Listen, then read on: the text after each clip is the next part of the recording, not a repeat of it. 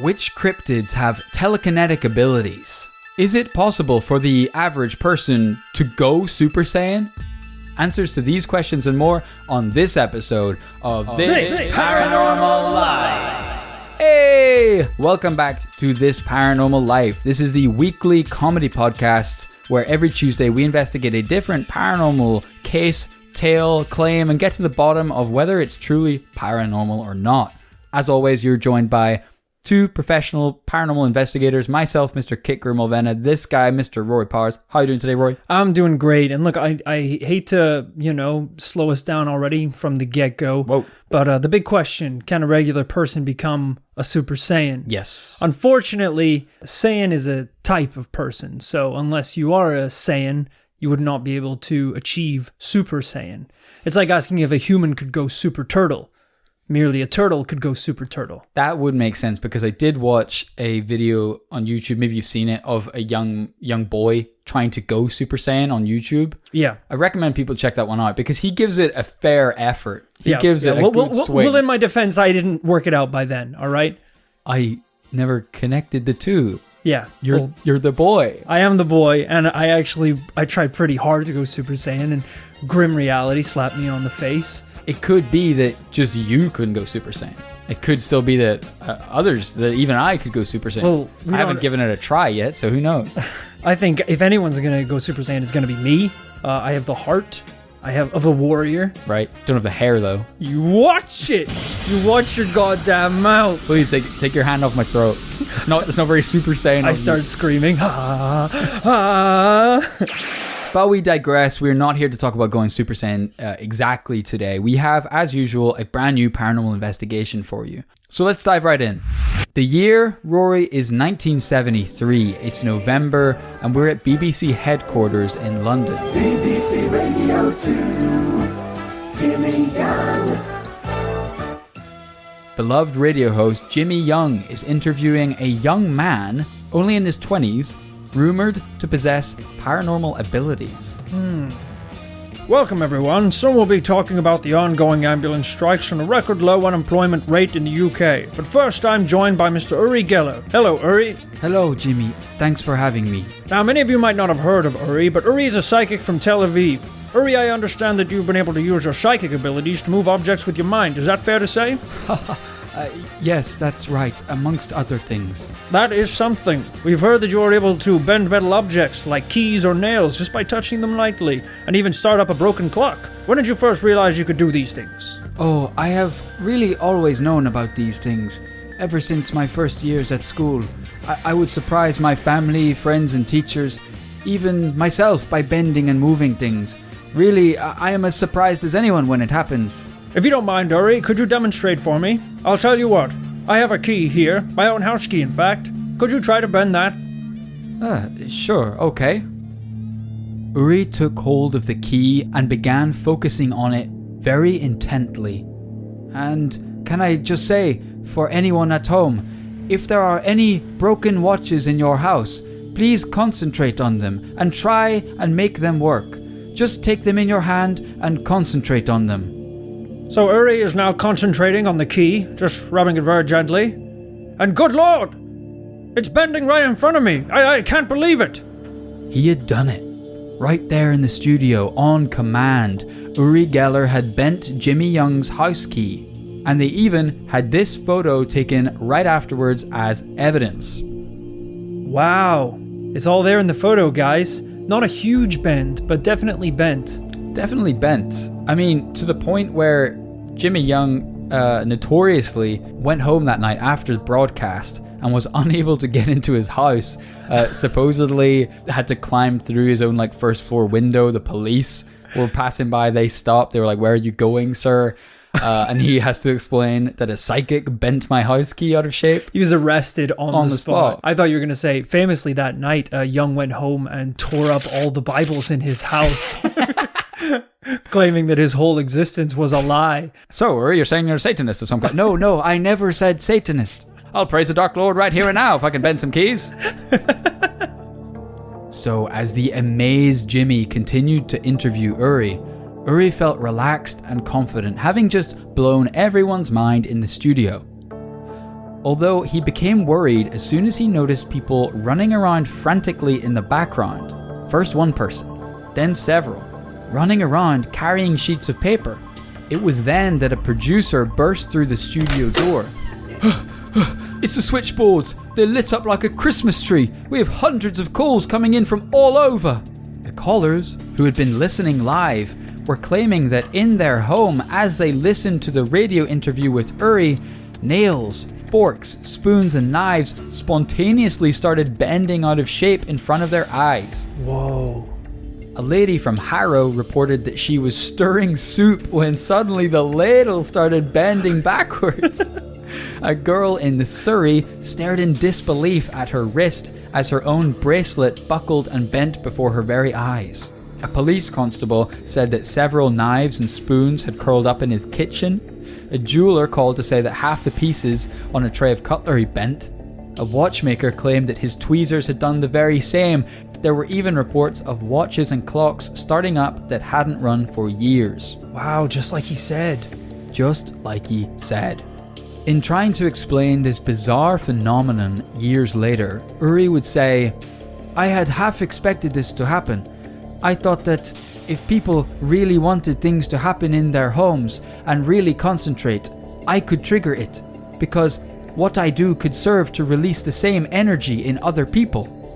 But I was still astounded that so many calls had come in from so many places. It's kind of irresponsible. If you if you were like, yeah, I kind of figured this would happen. It's like a Boeing 737 bent in the sky and then tumbled to the ground. The Toyota of a family of 4 bent 90 degrees, separating fathers from children. It's like the Golden Gate Bridge itself did a loop-the-loop. It was like a level from f***ing Sonic, Green Zone. Have you seen Inception? The world just folded in on itself. Yeah, I mean, if you had half an idea that might happen, it's a bit like the scientists at CERN. You shouldn't be rolling the dice with these things. Exactly. And then what happens? Do they have to bring him back in and be like, can you unfold it? That I cannot do. I can only bend further. Rory, right off the bat, have you ever heard of such a thing? No, never in my entire life. Except for in the popular movie The Matrix, where yes. Neo has to learn not only how to bend a spoon, but to realize that there is no spoon. Should we find that exact dialogue? I want to know what they say in The Matrix. Yeah, I'm pretty sure the message behind it is that it's him understanding that the Matrix isn't real. It doesn't exist. You can bend it because it's not a real object. Which obviously as a kid I did not grasp. I was like, got it, he's magic. Got it. I put the an Ethernet port in my neck and I can bend spoons. And I'm Superman. Yeah. I'm sitting there with an XLR cable taped to the back of my head, trying to bend a wooden spoon. The bitch won't bend. I don't have any metal ones. No, Kit, you don't understand. He's not magic. He's just in the Matrix. I just saw the motherfucker fly and stop bullets with his pinkies. Yeah, I'm pretty sure he's a wizard. I think we've covered surprisingly little telekinetic abilities here in this paranormal life. And yes, it is partially out of envy, but we're here today as the bigger men, willing to learn and willing to investigate. But you see, if I don't learn anything, if you rat card telekinetic mutants keep that sweet ability to yourself, yeah, after this episode of investigation, I'm going to be mad. Yeah. I'm going to blacklist telekinetic investigations from now on. And I don't care how long it takes. I don't care if it's 40 years. If I have to go up into the mountains and study the ancient arts to be able to bend this spoon, that's fine. I would prefer a podcast, though. If you could put the information in a podcast, I'd rather not. I'm not like a great hiker. I don't really like hiking. Well, don't draw it out. That's the worst case scenario. If it could be like a weekend thing, yeah, sure, that would be obviously better. Honestly, like a midweek after work kind of thing, that would be ideal. If I could just swing by a training center and just like a 1 hour kind of little workshop. A Zoom chat. Let's Zoom chat. Yeah, why leave the house? Actually. I got spoons. You got your mind. Just we'll do it over Zoom. That works out best. They bend your laptop. No, wait! You learn the telekinetic abilities, but you can only bend the things that you love. The worst superpower of all time. Loved ones, expensive equipment that you own, such as your phone, TV. That's when you try and bend your ex-wife and it doesn't happen and you're like, my God, there was no love here. This was the first real taste the world had got of Uri Geller's mind-bending and key-bending psychic abilities. It was the first steps in a controversial paranormal career that would span decades, turning Uri into one of the most famous people on Earth. Uri left the BBC studios that night and returned to his hotel room in Hyde Park. There were already reporters waiting for him. Sean Bell from the Manchester Evening News. Can you tell us how you really bend those spoons? Media outlets representing countries from all over the world. They wanted to know how he did it and wanted to see him replicate his abilities for themselves. You might be slightly sensing where this story goes in the long term by the fact that that would never happen today. Yeah. CNN aren't interested. Yeah. That's not going to happen. The Guardian aren't going to write an article on it. There's definitely a higher bar for evidence these days. But I appreciate that back then they were willing to go on the line and investigate a paranormal psychic. Back in these days, you have a reporter from every mainstream outlet and also probably the chief of police and head of FBI in your room asking you to bend a 9mm in front of them, seeing if they can weaponize you. Turn the gun back on me. Bend the barrel. Some real Magneto shit. They want Magneto flying over Afghanistan, bending the Taliban's weapons back on them. I mean, for Christ's sake, by the time Uri left the hotel room the next day, he was seeing newspaper headlines in the stands reading, "Uri puts Britain in a twist." This story was everywhere. The thing was, Uri wasn't even that surprised. Just a few months previously, he had performed the same demonstration on a radio show in Texas. He felt the interview had gone well, the same as with Jimmy Young, but was still surprised to receive a letter a few days later. It was addressed from the Texas Attorney General's office. 3 employees there had signed a letter to say they were listening in on the radio broadcast, and just for fun, they thought, let's put some metal objects here on the table and we'll all sit around and concentrate on it. Not a lot going on, obviously, in the Attorney General's office that day. Right. That's what happens when you got the death penalty. There's not a lot of paperwork.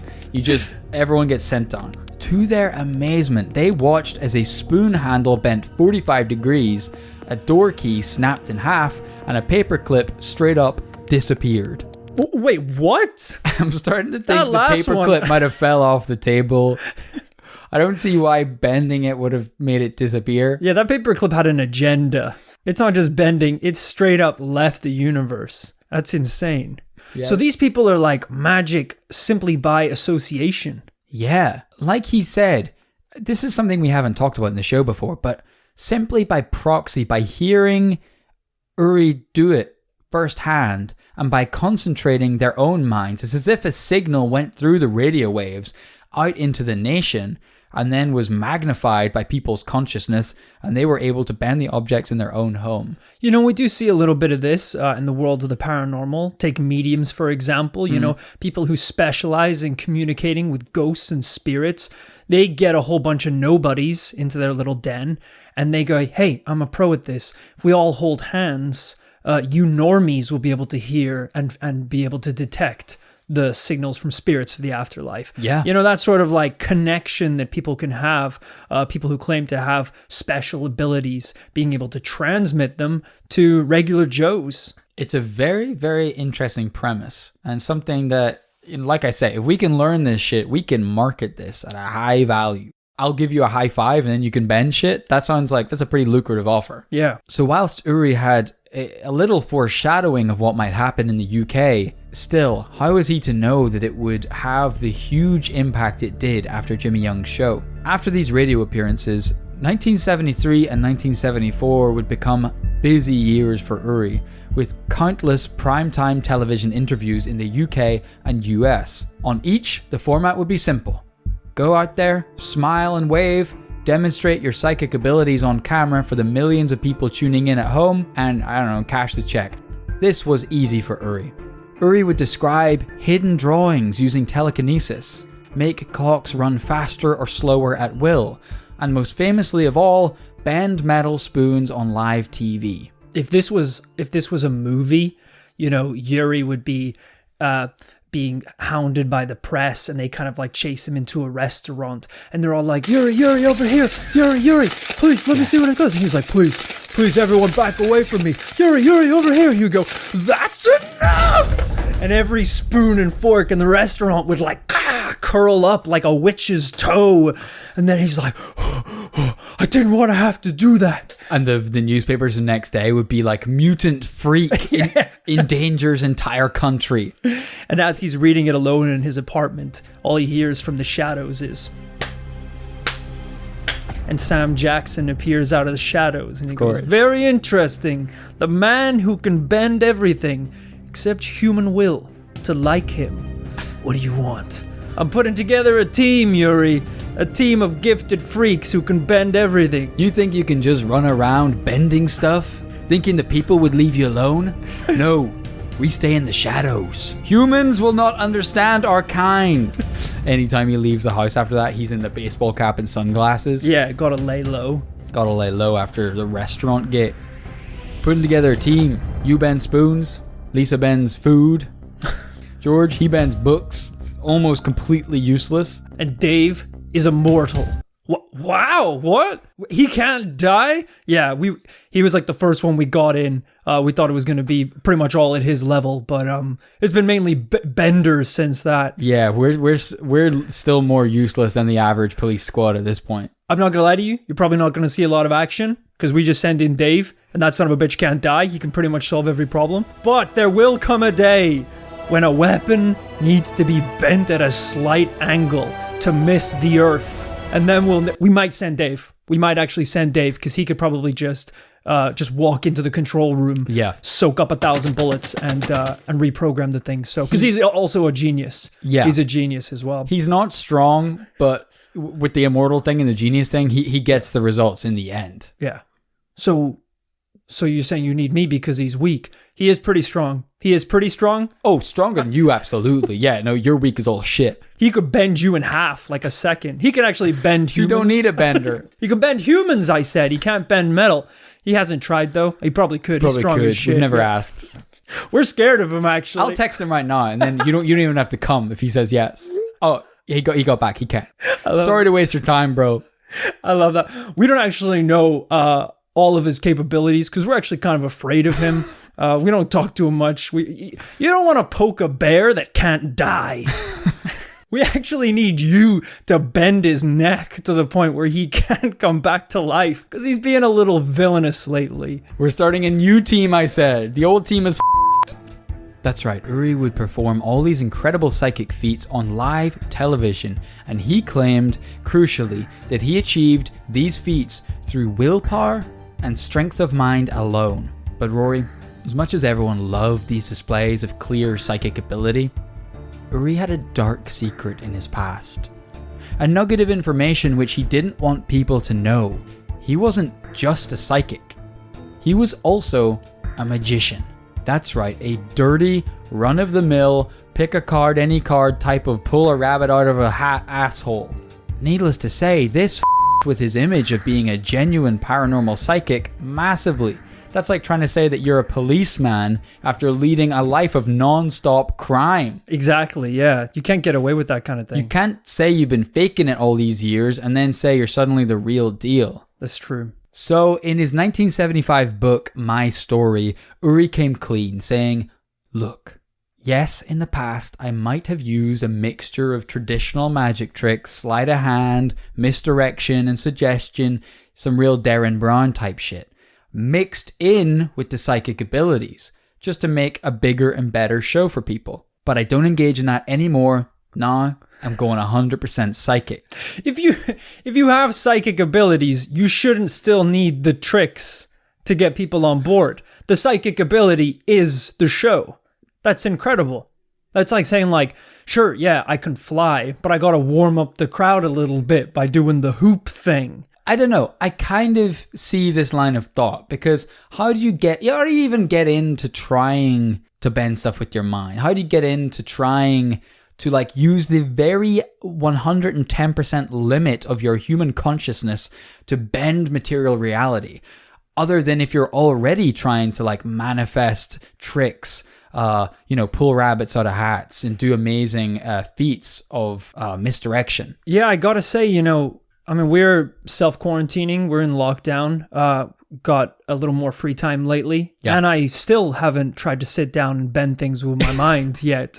So you are right. I mean, that is the line of work that would lead you down that path for sure. But it does muddy your claims. It certainly muddies it. And the fact that Yuri used to be a magician wasn't the only piece of his story that was muddy and confusing.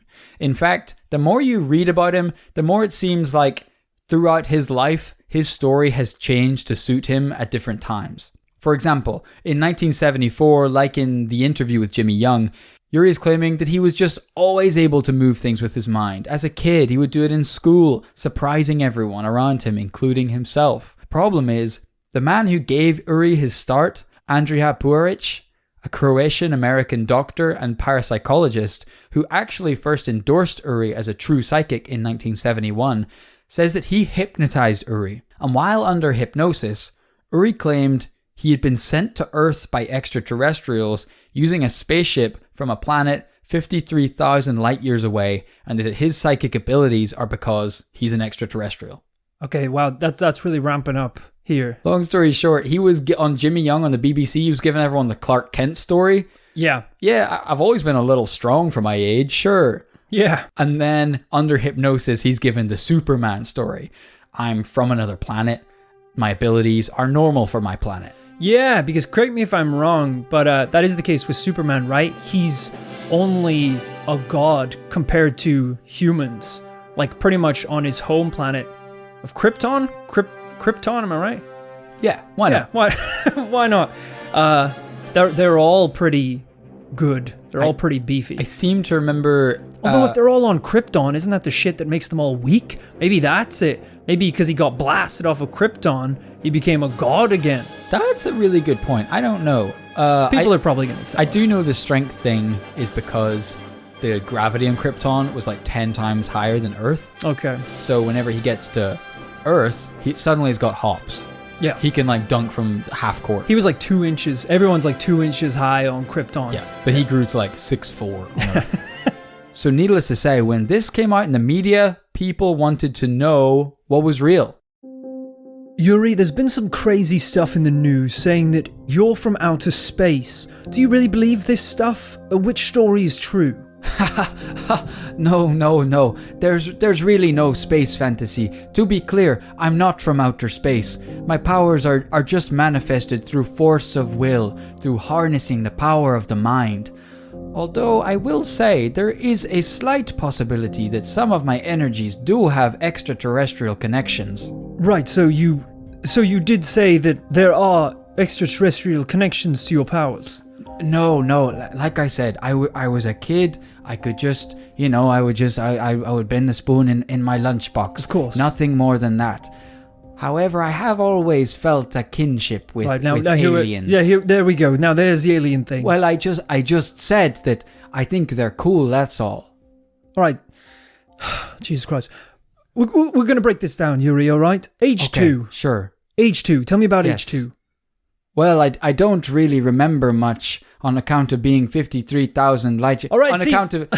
Now Whatever you're whatever taking words out of my mouth. I didn't say that. Whatever you're going to say is, that's off of Earth, Yuri. I don't... Well, you I don't use light remember- years as a measurement. Right, but that's because I'm from Israel. It's 53,000 meters away, probably. I meant to say meters, not light years. Okay. Year of number 4? I spent most of that year living on the cloud moons of All right, so- Tel Aviv. Okay, well- Tel Aviv, Israel. The cloud moons Yes. of Tel Aviv. It's a kindergarten in Tel Aviv, Israel. Age 6, Yuri. By that time, I was personal psychic to Overlord Zonktar. Okay. All right, Yuri. Look, ages 2 and 4 are irrelevant now, aren't they? Because you're the private psychic to Lord Zonktar. Who doesn't live in Tel Aviv. Zonktar absolutely lives in Tel Aviv. Let me set the record straight. Overlord, that's just a nickname we give him. He was the principal of the kindergarten. All right, I've had enough of this. I'm going to call the police. Oh, my phone! It's bending! Put it down, Gregory. Is there a problem? Not now, Zonktar. Do you want me to melt his brains? No. Not again. Not another one. Okay, so we went slightly off script there, but Uri genuinely said in interview, "There is a slight possibility my energies are extraterrestrial." Okay. Then, in 2007, in an interview with a German newspaper, he seemed to set the record straight, saying, "Look, I no longer say that I have supernatural powers. I'm an entertainer. I want to do a good show. Kids, forget the paranormal. Forget spoon bending. Instead of that, focus on school. Go to university. Never smoke and never touch drugs."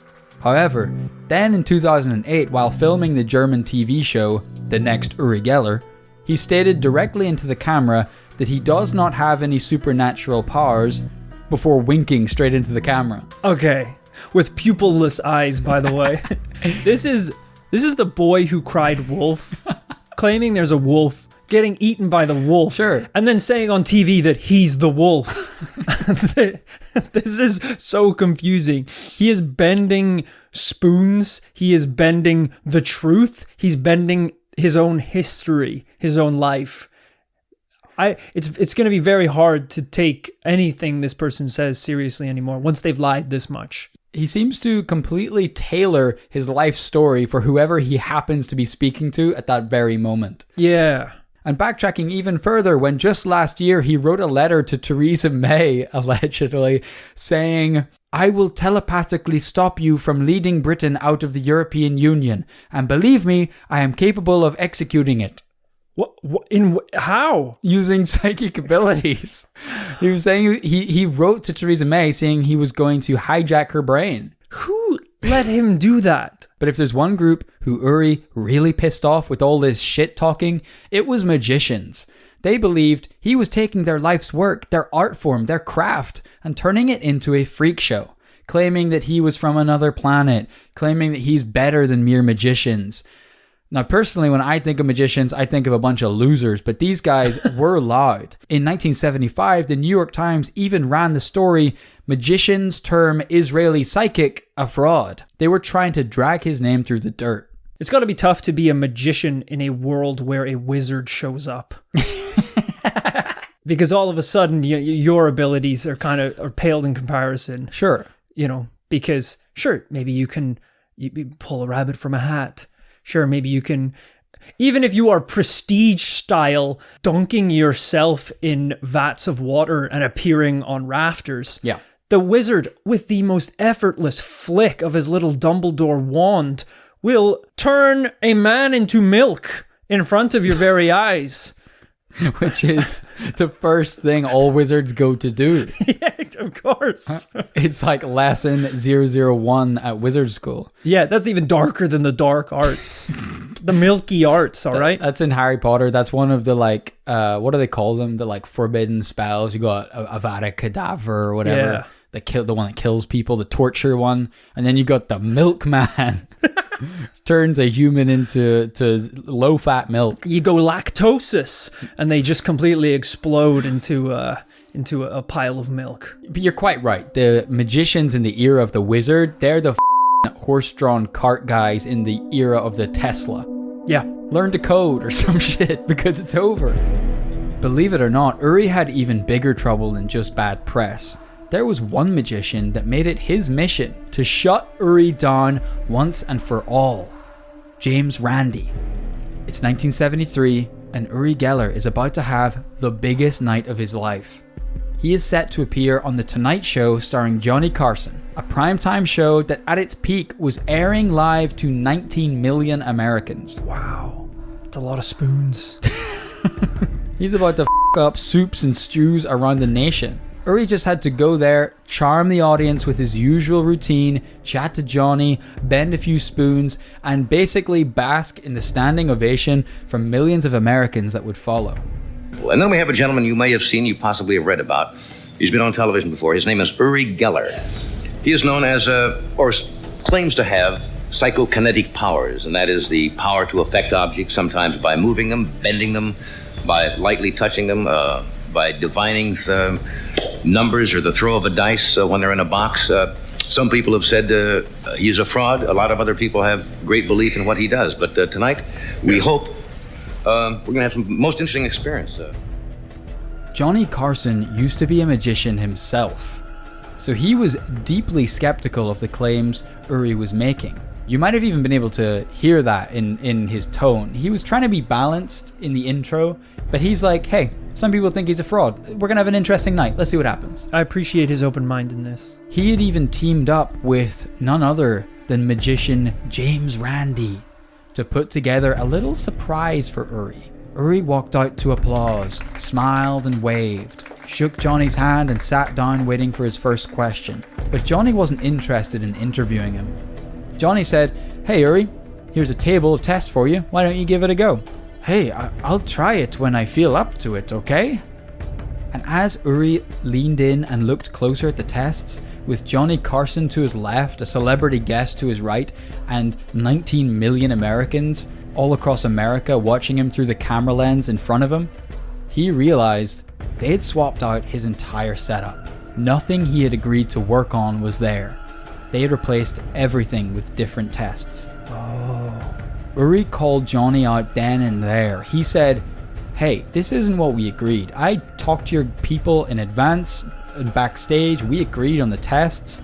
I even just bent a guy's key backstage like one of your technicians. And so began 22 full minutes of agonizingly slow and awkward TV as Johnny pressed Uri to move things and Uri resisting, saying he felt pressurized and like he had been set up to fail. Is this recorded? Can you watch this? The whole thing is on YouTube. Oh my god, that's painful. Basically Uri trying and failing occasionally to do it, but otherwise kind of just being glum about it and kind of just calling him out and being like, hey, this isn't what we agreed. Like, I don't know why you think I can do this because we agreed to something different. Right. Later, Uri said, I sat there for 22 minutes, humiliated. I went back to my hotel, devastated. I was about to pack up the next day and go back to Tel Aviv. I thought, that's it. I'm destroyed. Everyone had got what they wanted, except Uri. Johnny Carson got to humiliate the psychic, expose the magic scam artist live on television, and got some fantastic ratings to go with it. James Randi and his League of Magicians had proved Uri's believers wrong. There was now only one explanation. Uri was a fraud. Or was he? Because Rory, over 4 decades later, only 3 years ago, in 2017, a piece of information was released to the public that would rewrite Uri's history. A declassified CIA document that contained these words. What? As a result of Geller's success in this experimental period, we consider that he has demonstrated his paranormal perceptual ability in a convincing and unambiguous manner. In 2017, some 12 million pages of internal CIA documents became declassified, crucially including Uri Geller's entire involvement in a little paranormal research project called Stargate. But to find out more about this, you're gonna have to tune into the next episode of This Paranormal Life. What? Oh my god. We're just getting started, folks. The spoon is wiggling. It hasn't even bent yet. This story is way bigger than spoon bending. I'll tell you that much in advance. He bent a nation at one point. It's just a little hint of what's to come. Is if the CIA are running experiments on this guy. You said earlier about weaponizing this shit. You think they're not trying to weaponize? Anyway, we're going to get into it. Yeah, Yuri's going to be bending stuff. You think we're done with Immortal Dave? He is stronger than... He just ate the sun. He just went one bit at a time. He can't die, so if he just goes a bit at a time... He can eat the whole thing. It might take a long time. Sure. I cannot wait for part 2. This is huge. You know, I think a lot of people out there, especially some of the older listeners at home, they know Uri Geller. He was incredibly famous. But what I didn't know going into this was the sheer length of his paranormal career and how weird things got, especially in the last few years since he's been able to talk about his work with the CIA and everything else. So, listen, this telekinesis stuff, this is big paranormal business. I'm very excited. I hope you guys have enjoyed this episode of This Paranormal Life, and you're going to tune in next week to find out what happens next. But if you just cannot wait until next week and you need more This Paranormal Life in your life, check out patreon.com/This Paranormal Life. This is the way we keep this show running. It is by direct support from you, our listeners. And on Patreon, from $5 a month, we offer bonus episodes. There's a big backlog. There's a 12 million CIA no, there isn't. You have to Google that yourself. But there's a backlog of bonus episodes. For once, you actually don't have to go very far if you want to trial one of these, because for the first time ever, we have put an archive bonus episode in the main feed. You might have seen it probably last week. It was the episode about letting humans drink the dark liquid found at the bottom of the sarcophagus. Something we've all thought about, something we've all dreamed about, but now you can live it through the This Paranormal Life bonus episodes. So check that out. The link to our Patreon is in the episode description of this episode. That little free episode was a drop of blood in the waters filled with sharks. All right, we gave everyone a little taster, and now the sharks have woken up. Yeah, all right. But it's a fiend frenzy. It's like at the end of a James Bond movie where they're dangling him over the fish tank. What are you gonna do? What are you gonna feed the sharks? There's only one James Bond. Wrong. There are 28 other secret agents. 001, 2, 3, all the way up to 28. That's right. All these bonus episodes you can get over on patreon.com. And at the end of every episode, we like to take the time to shout out those who've supported us on Patreon. Let's go. Thank you so much to Luke Westwood. Luke Westwood has the best wood. That's right. Get yourself down to Luke's Construction. Uh-oh. Bridges, doors, chairs. Chairs in the shape of doors. He's got it all, baby. Get yourself down there and get some of that good wood. I do have one little note or complaint. I did buy a chair there recently. It was just a door. He just sent me he said it would be a chair that looked like a door. Just a door. It was a door flat on the ground. You can kind of sit flat on as it a like pancake. a raft. Well, I guess he's technically right there. Thank you to Travis Spicer. Travis Spicer, you got to start being a little nicer, man, because anytime you're walking around the commune and someone's like, hey, man, do you want a beer? Boom, slap it out of their hand. Whoa, no need you want for a that. sandwich? Boom, slap it out of your hand. That's crazy. It's just a little rude, and I think we'd all appreciate it if at least just slap the people who deserve it.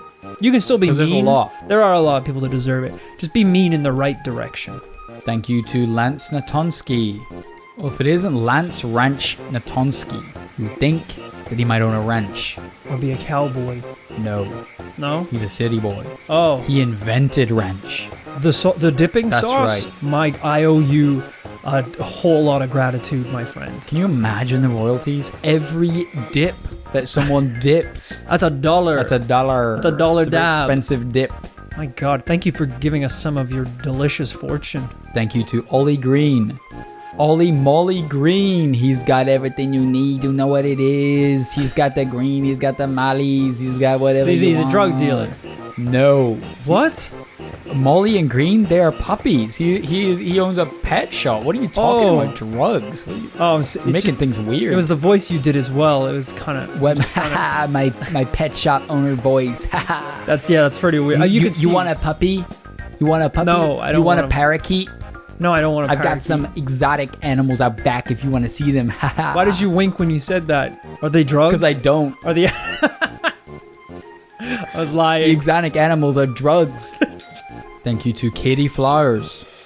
If you want a flower, come on down to Katie's Flowers. She's got every type of flower. Big flowers, little flowers, flowers in a bunch, wild flowers, indoor flowers. Can I get a bunch of roses? What the f*** is a rose? So, I said we got flowers, my friends. Flowers. right, that's one of the most famous flowers. Well, I don't know all the flowers. We got everything. Just trust me that we got everything. Can I- I don't know what a rose Can I is. speak to Katie, please? I'm Katie. What? It's mostly a marketing tool. I give myself a nice name. People find me approachable. My name You're so aggressive. By the way. name You're not approachable in the is slightest. Bunt Dudson. You can see why I wouldn't sell a lot of flowers with that kind of name. So I call myself Katie Flowers. Come on down. Bunt, you don't have any flowers. I asked for a single rose. Well, I don't listen. I don't keep track of every flower I have. So I probably have them. Just come down. I don't know. I'm scared of you. All right, you. I don't need your business. So I'm Katie Flowers, bitch. I don't need anyone. Bankrupt day one. Thank you to Maggie Mawson. Did a volcano erupt? Because there's a lot of magma over on Patreon. Jesus. Okay. Hey, you don't have a lot to go on here, Maggie. Magma. It's like Maggie Moss. Anyway. Thank you, Maggie. Your support for us is red hot. It's burning. It's explosive, It's on like fire. a It's volcano. dangerous. Yeah, exactly. And we just can't get enough. We're diving in. Thank you to Squid. Whoa! Wow. Okay. You cannot say that in not the in UK. Not in 2020, year of Luigi. My good lord. We investigate a lot of creepy things on a paranormal podcast, but that's pretty. That's a paranormal word. I don't want to investigate it. Thank you to Danielle Rose. And on the third day, Danielle rose from the bread.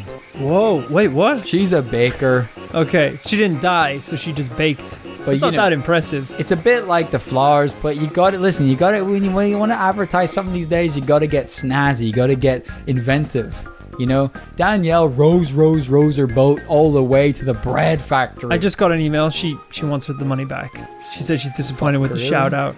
She said the money was actually for me to do an ad campaign, so it's kind of startling that she's pulling the ad campaign at this point.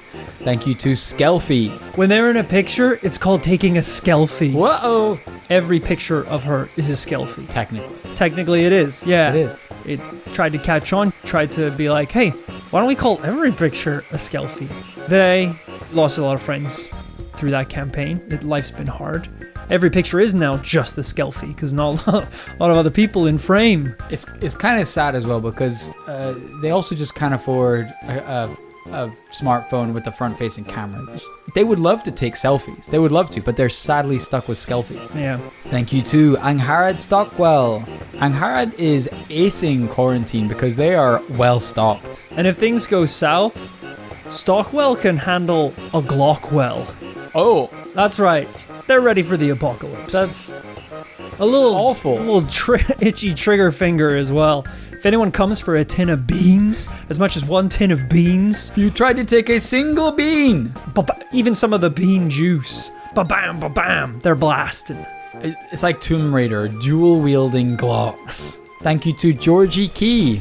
Georgie, Porgy, Puddin' and Pie bent the keys and made everyone die. Die? Even more powerful than Uri Geller himself, Georgie is a threat to society. How do they kill someone just by bending a key? Bent up a load of pacemakers. Yeah, pretty sad actually. People, anyone who's got a plate in their like knee or hip or something, bent to shit. It's like, stop kicking yourself. He just bends your leg backwards into your own face. He's a bad wizard. Anyone who had crutches or walking stick, bent. Yeah, it's like bed knobs and broomsticks. That thing is just beating the life out of you. Thank you to Musa Meddings. Come on down to Meddings Beddings. We got it all, folks. Pillows, blankets, mattresses, beds. Oh, it sounds like you have it all. Could I get one bed, please? Nope, sold out, sir. What? Could I interest you in a pillow? I guess I might as. If I can't get the bed, I'll get the pillows at least. Yeah. Can I get 2 pillows, please? Nope. What? One per customer, sir. These are turbulent times. But what am I supposed? I'm supposed to get my fiance to come here and buy a pillow herself? Listen, my boss, Musa, she wants to hold on to everything. I'm not supposed to sell a damn thing. That doesn't make any sense. Why did you put on? What are you doing out there? Nothing, Musa. Nothing. Why did you put on the salesman voice? You gotta get out of here while you can. Musa's loading a gun. Get off of my store! So you know it's a store. Those who go to sleep on these beds do not wake up, sir. Thank you to Hamish. Hamish is borderline famous. Wow. Hamish A is celebrity. almost. I wouldn't go that far. Okay. He's kind of been in the background of a bunch of movies. Not movies you would have heard of, though. And definitely not starring roles. We're talking, like, not even an extra. Like, he was... So he's not famous. Well, he's like a little bit. He Not even famous. I mean, he had a hit track. Okay, he had like a top 10 hit in the radio. Okay. But it was all ghost written. It was like, someone else's name, someone else's beat, someone else's lyrics. He So he's didn't not really, so he's no not one knows famous. no one knows his name, of course not. Okay. But Hamish, I respect the grind. It's hard to be famous. Thank you to Granville Walker. Walker the smooth talker. They say they can talk their way out of any situation. Talk their way into prison in the morning and talk their way out at night. Borderline chatted their way into Guantanamo. Chatted their way into a bunch of free muffins. That's right, they serve muffins in Guantanamo. And then just chatted their way out. Guantanamo's bad in almost every way that you've heard, but there are muffins. They're pretty good. They're not bad. Thank you to George McGee. Georgie Porgy Puddin' and Pie called McGee and made everyone die. By being called McGee.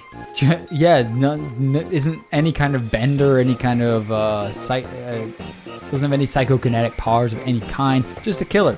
Wow. Just a trained killer. He's a murderer. Yeah. Well, I'm glad that you at least enjoy the podcast, which would mean that hopefully we're safe, because if you kill us, no more podcasts.